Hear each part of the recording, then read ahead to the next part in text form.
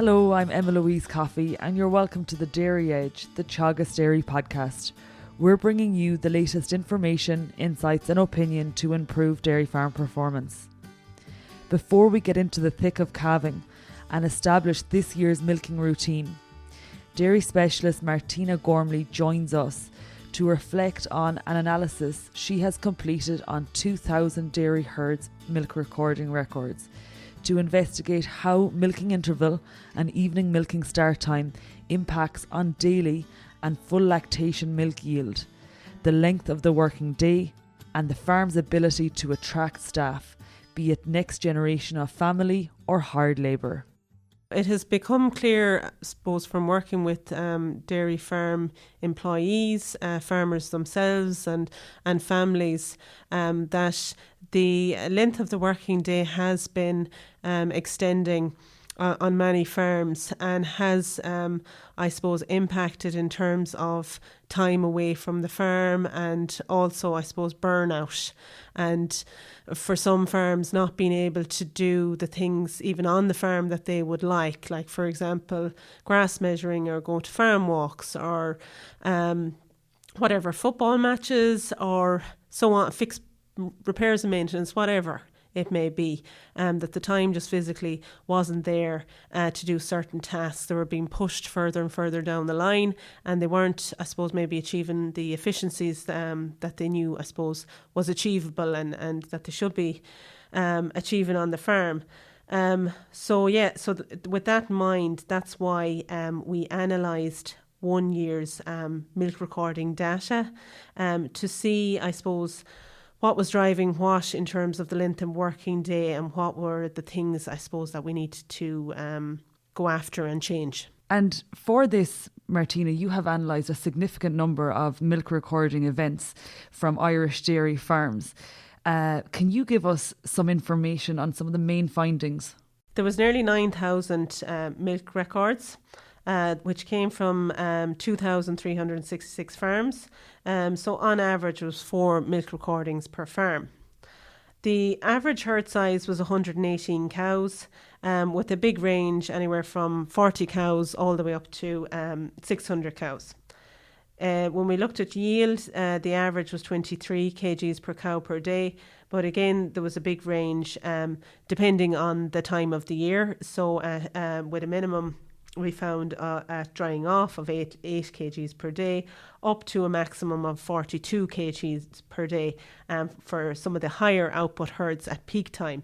And within this data set, it was clear to be seen that we had a lot of herds that were higher output in it, which I suppose was important for analysis later on that we'll talk about in a minute. But I suppose the other average data, I suppose, that we found was around milking times. So the average start time in the morning, which is when the machine was switched on, was 7:30. So that doesn't include bringing in the cows. So that is purely when the machine was switched on. And we can see a big variation from some farms starting at 5 in the morning and others starting after 11 o'clock in the day. Finish time then in the morning was an hour and a half later, so nearly 9 o'clock. And again, a big range depending when the milking machine was turned on. In relation to the evening milking time, which really was a particular interest in this study, the average time of starting milking in the evening was 5:15.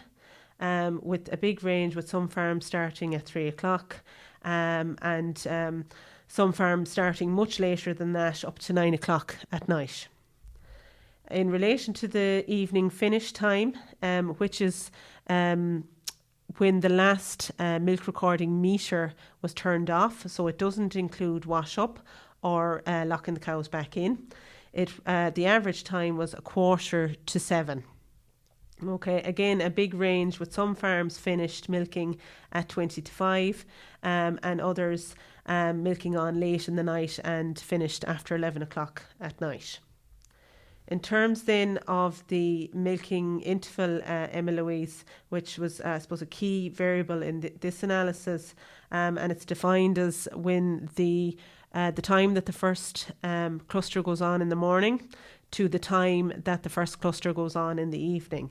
So, for example, if the first cluster goes on in the morning at 7 o'clock and it goes back on again at 3 o'clock in the evening, that's an 8-hour interval. So in a 24-hour period, that's your 16 8-hour milking interval, which really is the target.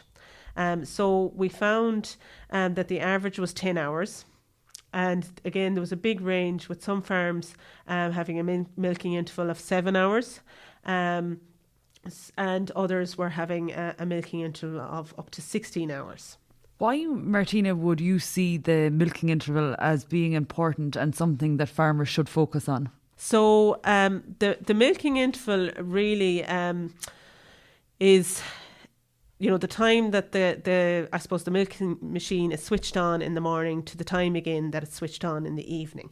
And we know that the evening finish time on most farms outside of the calving period is the last task of the day. We looked to see, is there a relationship here between the time that the last task starts in the day and the length of the working day? And we found that there was a 71% relationship here. So basically 71% of the variation in the length of somebody's day, be it long or short, was purely because of their milking interval, and really it wasn't the morning time, it was the evening. So when basically they switched the button on in the milking parlour in the evening. So that's why it's so important, because it's explaining 71% of the reason as to why somebody's milking or length of day is long or short. So again, I suppose purely thinking from a people point of view, and trying to shorten the length of the working day. This is I suppose a variable that was very important to analyse and really can't be ignored here, and something that if somebody wants to reduce the length of their working day, or maybe attract people to the farm, to work on the farm, or the next generation, or have more time away from the farm to analyse the business, or so on and so forth, this really is the first step, your milking interval, and that's what the data is telling us. And you have indicated that, the ideal or the target interval we should be chasing is a 16-8, so 8 hours between morning and evening milking. So if you're starting at 7 a.m. in the morning, your cup's on again at 3 p.m. in the afternoon. This obviously isn't the case based on what you're seeing. On average, you're seeing a 10-hour interval, and that range is just massive between 7 and 16 hours. So if you drill down into it, and from your experience of dealing with farmers, what are the reasons that farmers would give you that they have a milking interval that differs from target? Yeah, so there's a few different reasons, Emma-Louise.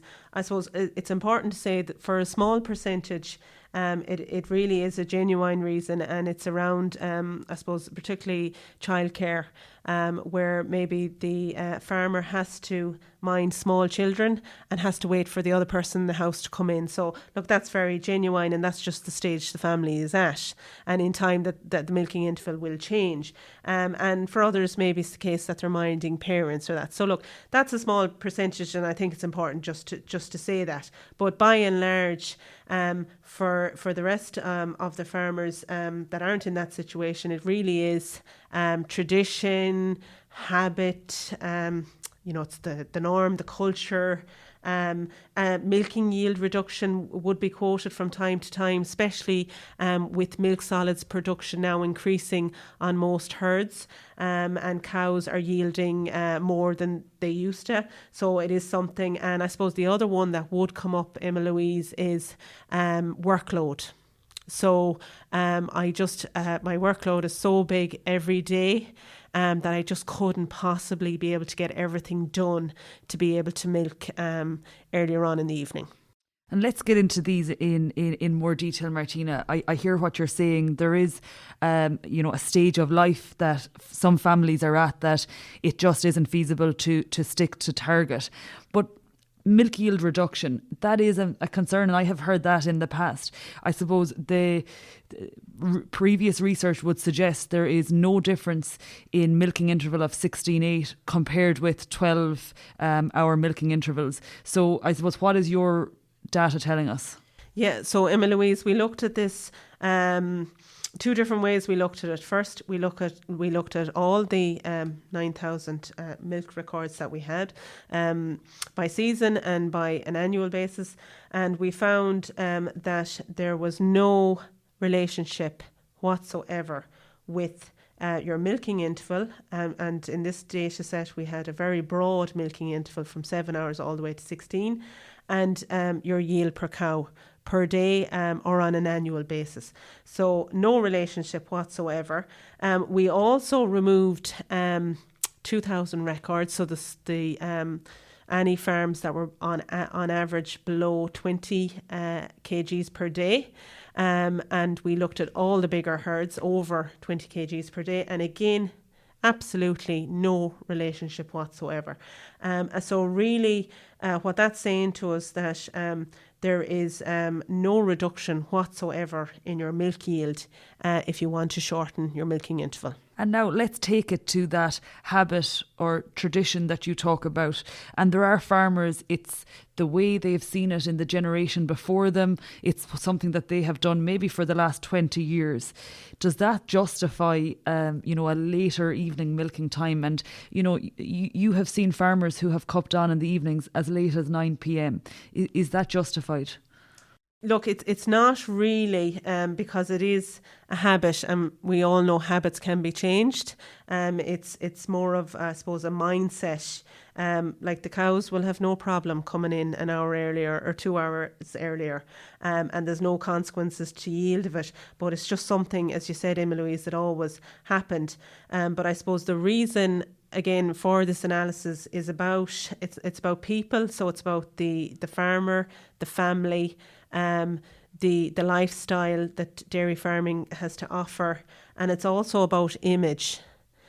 So we know from studies from secondary schools that parents have a big influence on their children in relation to what careers they choose down the line. And it has been cited that parents have said to students not to go dairy farming or work on a dairy farm. And I suppose when we think that through, in your own neighbourhood, you can see the cows coming across the field. So if you see them coming across the field at 4 o'clock versus 6 o'clock, that's 2 hours of difference. You mightn't think that's much, but to somebody who's in their house, having some family time or whatever it be, to see the cows coming in, and they know well those cows aren't going to be going back out again for another hour or two. It doesn't give, I suppose, a good image to what dairy farming can offer, and particularly in relation to other industries. And we hear it coming up a lot with dairy farm employees, where they'll say, I used to work on a farm, sure, I never knew when I was going to finish. I now work in a factory, I know my hours, and it's as simple as that. And it's a really, really good point that you make, Martina, in terms of the image, and also then for staff that they know their start time and they know their finish time. Looking then to workload, and there is the thing where at some times of the year there just aren't enough hours in the day to get to every task that you want to tick off in the day. Like, do you see that there is a seasonal difference? So as things get quieter for the second half of the year, does that milking interval decline? So Emma-Louise, yeah, we looked at that because we had the milk yield and milking intervals by season in this data set. So as you alluded to there, you would expect that in springtime, which on spring calving herds is the busiest time of the year, and as you move through to, I suppose, when the bulk of the breeding is complete, that if that was the case and it was workload that was driving the milking interval, that you would see the milking interval reducing, particularly as you come into the autumn or winter time. But from this data set, we're not seeing that. It's consistent. Milking interval is the same across all seasons. And that would give the indication that milking interval is fixed. It's set, so that morning time and evening time start of milking is set, and that really it is strongly indicating that it's a habit on a lot of farms versus a workload issue. And finally, in terms of the specifics of this study, did herd size have any impact on milking interval? So look, that's a good question, Emma-Louise, and I suppose the perception is, particularly from, I suppose, the average size dairy farm out there, that, look, I would like to maybe reduce my milking interval, but I really feel because I'm farming full time myself and I don't have any helper, I've only have someone part time, that it is impossible for me, that this really is something for somebody who is a full time person. Or a few employees. So absolutely. So we looked at this in terms of evening finishing time and average herd size and the minimum max. There was very little variation in terms of the average herd size for farmers that were finished at, let's say, 6 o'clock or before it versus farmers that were finished in the evening after 7:30. Okay, so on average, it was 134 cows for the farmers that were finished at 6 or before it, and for the farmers that were finished after 7:30, it was nearly 110 cows. And then I suppose more importantly, when we looked at the range, we could see across all evening finishing times that there was a massive range. So there was anything from 40 cows all the way up to 600 cows in each category of finish time. So this really suggested that it isn't just farms that have bigger herd size and therefore full-time employees. It's across the board that anywhere from 40 cows up to 600 can be finished at 6 o'clock, and likewise any farm from 40 to over 600 cows are being finished after 7:30 in the evening. Looking, Martina, to somebody who is tuned in today and they're identifying what you're saying, that their finish time is slipping to later and a later time, and they would like to pull it back, where do they start? So I think a good place to start is perhaps maybe just to go through this analysis of commercial farm data, time milking data, be it with your advisor, with your family, with your local discussion group, and discuss through it, because we are at a stage where while the percentage is low, there still is a percentage of farmers in every county or in every discussion group or village that have changed their milking interval for different reasons. So I definitely think that's important to tap into those farmers and their knowledge of that practice change and how they did it. But ultimately, I think it's just something you have to do. You have to get your head around it yourself. It's probably yourself is the biggest barrier in terms of your mindset of this change. Like the cows have no problem in changing, and we know that there's no cost to changing, which is great, because with a lot of practice change there is a cost, but with this one there actually isn't. In fact, there's positives in terms of image and people, but also time efficiency is a big one that farmers who have changed their milking interval would say, you know what, I'm a lot more efficient now with my time because I have less of it in the middle of the day. So I was perhaps maybe wasteful, and maybe I was going down the fields to do a job, and I'm sure I left half the tools behind me that I needed, and it was okay because sure I had the time. Milking wasn't until 6 o'clock, whereas now I can't afford to do that. So I'm actually wiser with my time, which is another big benefit. So I think really it's just something maybe to analyse, look at the data, have a think about it, and why not just try it? There's no good time.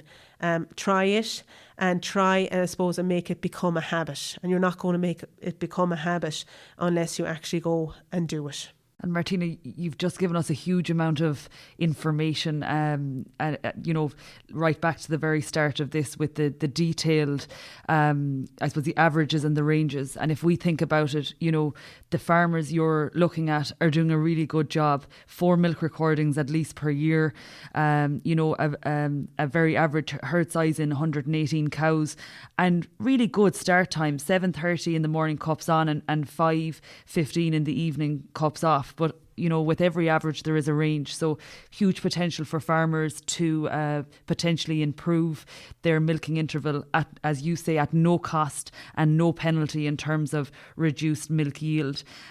Really important what you talk about in terms of the ability to attract labour. And we're all aware we need help at various times of the year, and it is to make that staff come to you as opposed to somebody else would be really important. And of course, the next generation, they would like to see that, their parents are getting the time off the farm and getting a break, and they're not working all day and into the night. Thank you, Martina. Thanks, Emma-Louise.